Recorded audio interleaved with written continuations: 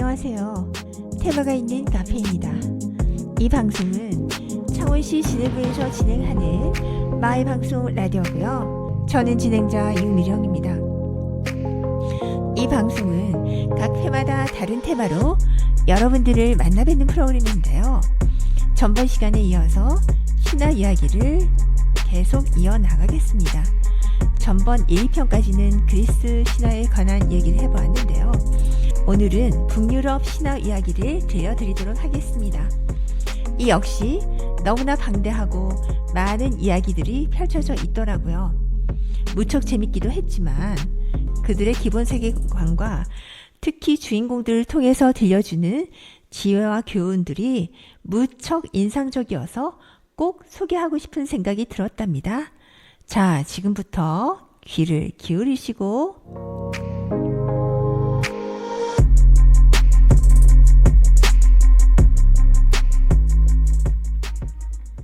자, 먼저 그들의 세계관을 보면요. 세상 두려울 건 없는 바이킹 민족이지만 그들의 상상 속 무대는 어느 민족보다 겸손하고 자연 친화적이라는 생각이 들더라고요. 그들은 세상은 커다란 물풀이 나무 아래 존재한다고 믿으면서 그 아래 각자 9개의 작은 세상이 있다고 믿었는데요. 우리가 사는 곳 역시 이 나무의 일부라는 세계관을 지니고 있습니다. 세상의 지배자가 아니라 일부라는 것. 신이기는 하지만 거인이나 난쟁이들과 대결하기도 하고요. 또 치사하기까지 한 술수를 사용하는 모습들을 볼 때 우리들의 모습과 별반 다를 게 없다는 생각이 들더라고요. 그림을 보면요. 보시다시피 세계는 나무 아래 세 부분으로 나눠져 있습니다. 먼저 나무 뿌리 맨 위의 세계는 신들과 요정의 세계고요. 중간은 인간들이 사는 세상인데 거인과 난쟁이들이 사는 세상이기도 합니다. 그리고 나무 맨 밑은 죽음의 세계입니다. 어둡고 부정적인 세계를 상징하죠. 그리고 등장인물을 보면요. 그리스 신화에서는 하나하나 독립된 스토리가 부각되는 반면 북유럽 신화에서는 주요 인물들의 활약이 더 돋보입니다. 어느 한 사건으로 끝나는 것이 아니라 그 하나하나가 전체 서사를 이루고 있어서 마치 스펙터클한 영화 같은 느낌이 들더라고요. 특히 지금 소개할 세 주인공 오딘과 토르와 로키를 빼놓으면 이야기를 이어나가기 힘들 만큼 절대적이라고 할 수 있습니다. 먼저 오딘을 보면요. 북유럽 신화의 중심 인물이며 최고의 신입니다. 지혜와 전쟁의 신이기도 한데요. 특히 오딘의 지혜는 동서고금을 막론하고 깊이 새겨들을만 합니다. 하바마일이라고 불리는 짧은 시 형식으로 지어진 이 금원록은 삶에 대한 진지한 충고를 담고 있는데요. 지금도 많은 이들의 사랑을 받고 있다고 하네요. 두 번째는 토르입니다. 천둥과 번개의 신은요, 농업의 신입니다. 그래서인지 고대 북유럽인들이 가장 숭배하던 신이기도 합니다. 그만의 엄청난 무기, 무엇이든 부술 수 있는 망치 멸리를 들고 흥미진진한 이야기를 만들어갑니다. 그리고 로키가 있습니다. 세상 어느 곳이든 말썽쟁이가 있는 것처럼 신들의 세계도 예가 아닌가 봅니다. 꽤 많고 아이디어가 넘치는 신입니다. 가는 곳마다 불화를 일으키기는 하지만 나름 한 몫을 하는 매력적인 캐릭터입니다. 물론 수많은 신들이 등장하지만 그 중에서도 가장 중심적인 역할을 하는 세 신을 간략하게 소개해 보았습니다. 여기까지는요. 신화 초반에 주로 등장하는 주인공들이었고요. 다음에는 중반 정도에 등장하는 이야기, 반지의 저주에 관한 얘기를 들려드리겠습니다. 이것은 바그너 오페라 니벨룽의 반지의 오리지널 버전이기도 하고요. 아마 북유럽 신화에서 가장 유명한 얘기가 아닐까 하는 생각이 듭니다. 특히 제가 이 이야기를 선택한 이유는 신화 초반의 주인공이 후반에 다시 등장하기도 하고요. 그래서 완전히 분리된 이야기가 아니라 서로 연관성이 있거든요. 반지의 저주에 관한 얘기를 해보겠습니다. 말썽꾸러기 로키 형제와 오딘이 어느 날 나들이를 갔습니다. 다리가 아파서 강가에서 쉬고 있는데 멋진 수달 한 마리가 헤엄치고 있는 것을 봅니다. 그렇지 않아도 배가 고팠던 참에 그들은 수달을 잡아먹기로 결심합니다. 그런데 로키 돌에 맞은 수달이 그 자리에서 죽고 맙니다. 그들은 수달을 둘러매고 걷는 중 쉴 곳을 찾고 있었는데 마침 아늑한 농가가 보입니다. 그들은 하룻밤 묵어 가기를 요청하면서 감사의 뜻으로 그들이 잡은 수달을 주인에게 줍니다. 그런데 그것을 본 농부는 얼굴이 파랗게 질리고 말았습니다. 그들이 잡은 수달은 바로 그의 큰 아들이었기 때문이죠. 아들은 가끔 수달로 변신해서 강가에서 물고기를 잡곤 했는데 바로 그날이었던 것이죠. 농부와 그의 아들들은 손님들에게 복수하기로 마음먹습니다. 손님들이 자는 사이 그들을 꽁꽁 묶어버리자 손님들은 영문을 몰라 어리둥절합니다. 그제서 농부는 어제 로키가 죽인 수달이 바로 자기 큰 아들이라고 하면서 그들을 원망합니다. 로키와 오딘은 미안해하며 그 죗값을 치르겠다고 하면서 뭐든 다 들어주겠다고 약속합니다. 농부는 죽은 수달의 가죽으로 자루를 만들어서 금을 가득 채우고 금반지로 묶으라는 조건을 내세웁니다. 그들은 그렇게 하겠다는 약속을 하고 그들에게 벗어납니다. 그들은 금을 구하는 방법을 알고 있었기 때문이죠. 로키는 난쟁이 나라의 대장장이를 찾아가서 협박하고 금을 몽땅 가지고 옵니다. 하지만 그 대장장이는 손에 있는 반지만은 내주기를 거부합니다. 그러자 로키는 강제로 반지를 빼앗아 버립니다. 화가 난 난장이는 그 반지의 주인이 되는 자는 목숨을 잃을 것이다 하고 반지의 주문을 겁니다. 그 반지를 본 오딘은 너무 탐이 나서 몰래 자신의 손에 끼웁니다.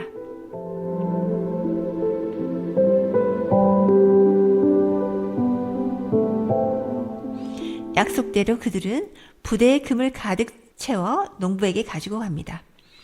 그런데 농부는 자루를 금반지로 묶지 않았으니 그들이 약속을 지키지 않았다고 주장합니다. 할 수 없이 오딘은 반지를 빼서 농부가 하라는 대로 하는데요. 그렇게 해서 저주받은 반지가 농부에게로 가게 된 것이죠. 여기서부터 반지의 저주가 시작됩니다. 금이 탐이 났던 농부의 두 아들은 자기들이 금을 차지하기 위해서 아버지를 죽여버리고요. 두 아들 역시 금을 차지하기 위해 서로 싸우다가 동생은 쫓겨나서 TOD 왕국의 대장장이가 되고 금을 차지한 형은 용으로 변신하여 밤낮 없이 금을 지킵니다. TOD 왕의 신뢰를 얻게 된 동생 레기는 몰락한 왕족 출신의 고아 지구루트를 맡아 기르게 됩니다. 지구루트는 날이 갈수록 영리하고 영맹해졌습니다. 그래서 레기는 지구루트를 이용해 형에게 복수할 생각을 하게 됩니다. 용으로 변한 형을 죽이고 반지를 차지할 생각을 했던 것이죠.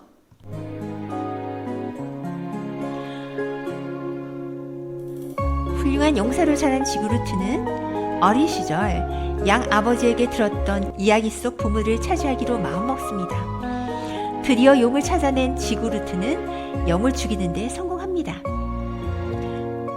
레긴의 소원이 이루어진 것이죠. 하지만 레긴은 도리어 지구루트에게 내가 형을 죽였으니 그 용의 심장을 구워서 나한테 가지고 오너라 하고 명령합니다. 지구루트는 어리둥절했지만 그래도 레긴이 시키는 대로 합니다. 지구루트는 용의 심장을 불위에 놓고 이리저리 굽다가 익었는지 확인하다가 그만 용의 심장에 손을 대고 맙니다. 어떨결에 손을 입으로 가져왔는데 그때 용의 피가 지구루트의 입에 들어갔습니다. 근데 그때부터 이상한 능력이 생겼습니다. 바로 새가 말하는 것을 알아듣게 되었던 것이죠. 새가 말하는 것을 듣고 비로소 레긴이 자신을 이용했다는 것을 알게 되었습니다. 분노한 지구루트는 레긴을 죽이고 저주가 걸린 반지와 용의 보물을 모두 차지합니다. 물론 지구루트는 그 반지의 비밀을 알 리가 없죠.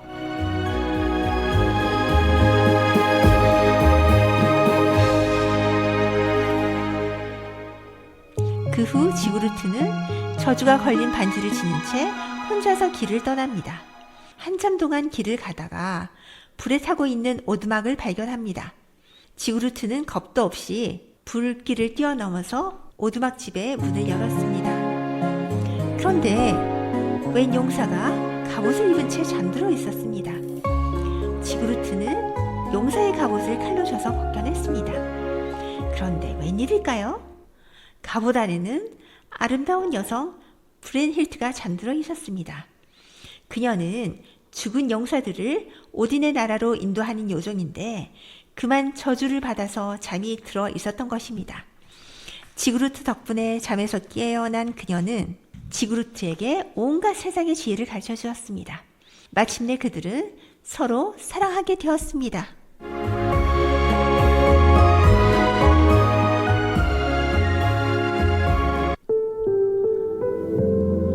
하지만 그것도 잠시 지구루트는 사랑하는 그녀 브랜힐트에게 자신의 반지를 선물한 후 다시 모험을 떠납니다. 그리고 달리고 달려서 어느 화려한 성에 도착했습니다. 그런데 그 성의 공주 구두룬이 지구루트에게 첫눈에 반하고 말았습니다. 구두룬의 마음을 눈치챈 그녀의 어머니는 지구루트에게 과거를 잊게 만드는 음료를 마시게 합니다. 그러자 지구루트는 브랜힐트와의 기억을 모두 잊어버리고 구두룬과 결혼하게 되었습니다. 그런데 구두룬의 오빠 군나르도 결혼할 나이가 되었습니다. 이웃 왕의 딸 브랜힐트가 아름답다는 소문을 듣고 그녀와 결혼하기를 원합니다. 하지만 브랜힐트는 지구루트가 그랬던 것처럼 타오르는 불길을 뛰어넘어 자신에게 오는 남자여야 한다는 조건을 내겁니다. 군나르로서는 능력밖의 일이었죠. 그래서 지구루트가 군나르로 변장하고 대신 불길을 뛰어넘기로 합니다. 지구루트가 불길을 뛰어넘어 브랜힐트와 하루를 보내는데 결코 선을 넘지 않습니다. 그 남자가 마음에 든 브랜힐트, 즉 군나르로 변장한 지구루트죠. 자신이 끼고 있던 반지, 즉 예전에 지구루트에게 받은 반지를 그에게 줍니다. 이로써 군나르와 브랜힐트는 부부가 됩니다. 그런데 어느 날 브랜힐트와 구두룬이 서로 남편 자랑을 하다가 브랜힐트는 충격적인 사실을 알게 되었습니다. 지구루트가 군나르로 변장한 사실이죠. 아직도 지구루트를 사랑하고 있었지만 그만큼 더 복수심에 불타올랐습니다. 브랜힐트는 자기 남편 군나르를 부추겨 지구루트와 그의 아들들을 죽입니다. 비록 복수에 성공하기는 했지만 삶의 의욕을 잃은 브랜힐트는 스스로 목숨을 끊었습니다.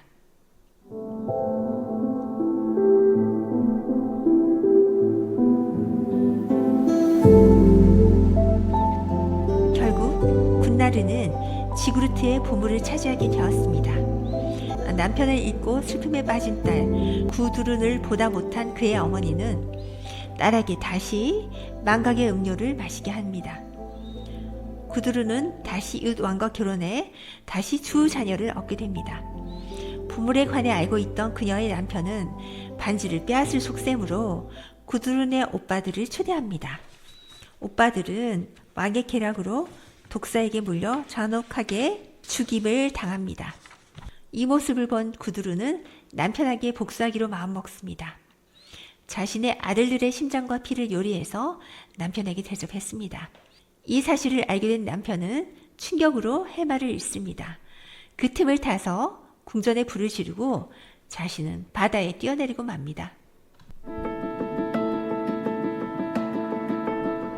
그런데 구두룬은 죽는 것도 마음대로 되지 않습니다. 바다에 떠밀려 또 다른 왕국에 도착했던 것이죠. 거기에는 지구루트 사이에서 태어난 유일한 혈육인 딸이 자라고 있었습니다. 딸은 무척 아름답게 성장해 있었습니다.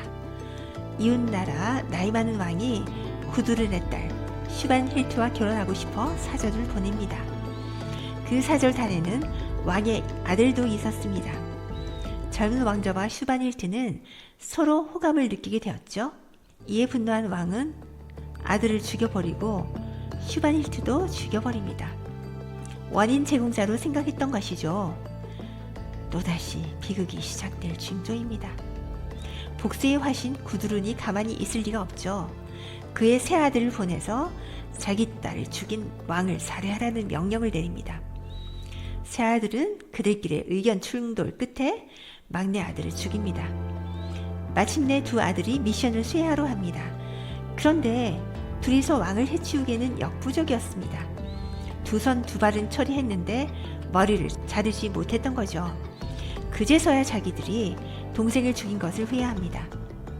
손발이 다 살려 죽어 가던 왕은 신하들에게 그들을 돌로 쳐 죽이라고 명령합니다. 결국 그들은 모두 돌에 맞아 죽습니다.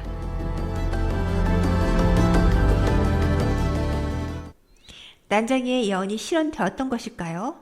그 반지를 지닌 이는 결국 파멸하게 되었으니까요.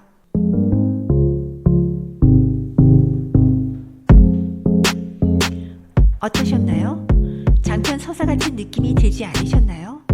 물론 다른 짧은 에피소드들도 많지만 이 이야기를 택한 이야기 중에 하나이기도 합니다.